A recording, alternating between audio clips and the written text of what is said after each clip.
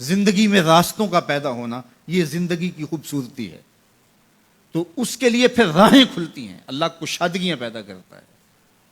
اور انسان کی زندگی کا بہت بڑا مسئلہ ہے، وہ کہتا ہے میری ضرورت پوری ہونی چاہیے، اور وہ اپنی سب سے بڑی ضرورت روزی روٹی کو سمجھتا ہے. حالانکہ سب سے بڑی حضرت انسان کی ضرورت ہدایت ہے، سب سے بڑی ضرورت. اور یہ وہ شے ہے جو ہم ہر روز ہر نماز کی ہر رکعت میں مانگتے ہیں، اہدنا الصراط المستقیم. یہ روزانہ مانگنا پڑتی ہے. اور رزق اللہ نے اپنے ذمہ کرم پہ لیا ہے، وہ ان کو بھی دیتا ہے جو نہیں مانگتے. وما من دابۃ فی الارض الا علی اللہ رزقها. زمین پہ چلنے رینگنے والی کوئی چیز نہیں جس کا رزق اللہ کے ذمہ کرم پہ نہ ہو. ہر شے کا رزق اس کے ذمہ کرم. پتھر کے اندر جو کیڑا ہے اس کو بھی وہ رزق فراہم کرتا ہے. اللہ اکبر. ہم تو کاروبار پہ جا رہے ہوتے ہیں، ہماری تو فیکٹری ہوتی ہے، ہماری تو ملازمت ہوتی ہے، دفتر جا رہے ہوتے ہیں اور ہمیں وہاں رزق ملنا ہوتا ہے. لیکن پرندوں کی تو کوئی فیکٹری نہیں ہوتی، ان کا تو کوئی دفتر نہیں ہوتا. جب صبح چلتے ہیں تو خالی پیٹ ہوتے ہیں، کبھی بھوکے نہیں آئے. بن توکل پنچھی اڑ دے، خرچ نہ پلے زیرہ ہو. کوئی خرچ نہیں لیتے، کوئی راس المال نہیں ان کے پاس ہوتا، کوئی ایک دن پہلے بکنگ نہیں کروائی ہوتی.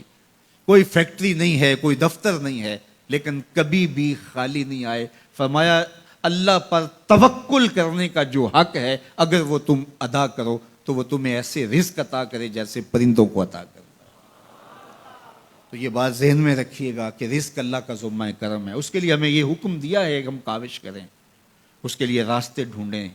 لیکن اس کو اپنے اوپر طاری کر لینا یہ دانشمندی نہیں ہے. تو اس لیے سب سے بڑی ضرورت حضرت انسان کی ہدایت.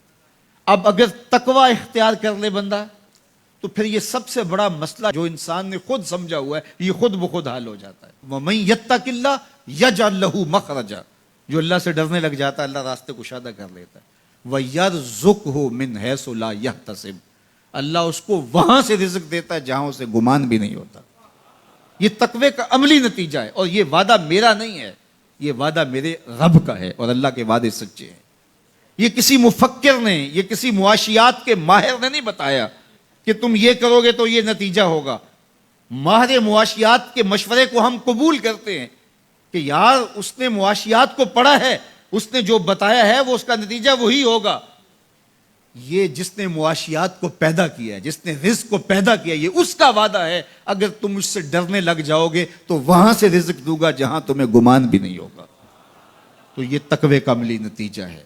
تو اللہ کے محبوب علیہ الصلوۃ والسلام نے ارشاد فرمایا میں تمہیں تقوی کی وصیت کرتا ہوں، یہ تیرے تمام امور حیات کے لیے خیر و برکت کا ذریعہ ہے.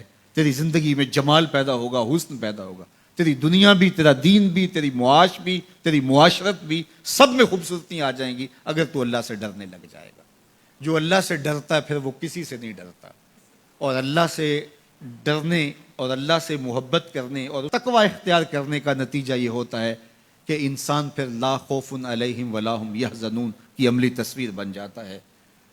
اچھا، یہ ایک جامع بات تھی جو حضرت ابو ذر رضی اللہ تعالیٰ عنہ کو حضور نے بتائی، لیکن ان کی طلب تھی. موقع ملا تھا حضور کی چوکھٹ پہ حاضری کا تو دامن طلب پھیلایا تھا. تو کہا اب مانگ رہے ہیں تو پھر کم کیوں مانگیں ہیں. آج وہ مائل بعطا اور بھی کچھ مانگ. تو آج پھر جھولی پھیلا لی اور کہا زدنی یا رسول اللہ صلی اللہ علیہ وسلم. حضور یہ تو عطا کیا لیکن مجھے کچھ اور بھی ارشاد کیجئے، میری جھولی میں کچھ اور بھی ڈال دیجئے. تو آقا کریم علیہ الصلوۃ والسلام نے ارشاد فرمایا علیک بتلاوت القرآن و ذکر اللہ. میں تمہیں دو چیزیں بتاتا ہوں. ایک تو قرآن مجید کی تلاوت کو معمول زندگی بنا لو، اور دوسرا اللہ کا ذکر یہ اپنی زندگی میں اتار لو. جب تم قرآن مجید کی تلاوت اور ذکر الہی شعار حیات بنا لو گے تو آسمان میں تیری باتیں ہوا کریں گے اور زمین میں تیرے لیے روشنیاں پھیل جائیں گی. یہ تیرے لیے زمین میں نورانیت کا سبب ہوگا اور آسمان میں تیرا ذکر پھیل جائے گا.